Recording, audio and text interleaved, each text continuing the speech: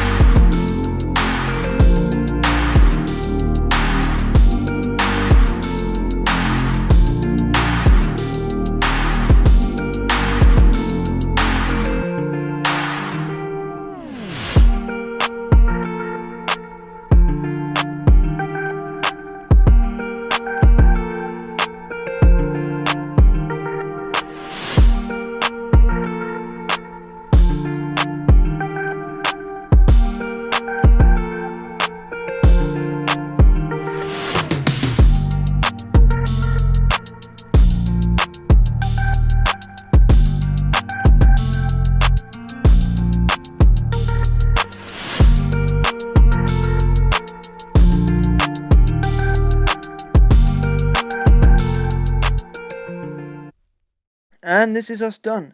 Like in all my videos, I'm going to give you guys a quick 360 of the Moc, so you guys can get a clear overall view, so you guys can also see all the little bits of detail that I've added into this Moc, and so you guys can also leave a comment down below telling me what your favourite part about this Moc is, as well as telling me anything I can do to improve my Mocs building skills, to make me a better Moc builder in general. Now, like in my videos, I'm going to hop into a quick overall Moc review where I'm going to be discussing my opinion on how this Moc turned out. Now, I have to say, this Moc looks phenomenal. There is so much pink, and I kid you not, I love it. I absolutely love how much pink there is in this Moc. It really stands out compared to all the dark bland greens and greys, and it brings this Moc to life. As you can see, the Jedi General and his clones are leading the charge against the droids. I've added two little trees, which turned out really beautiful.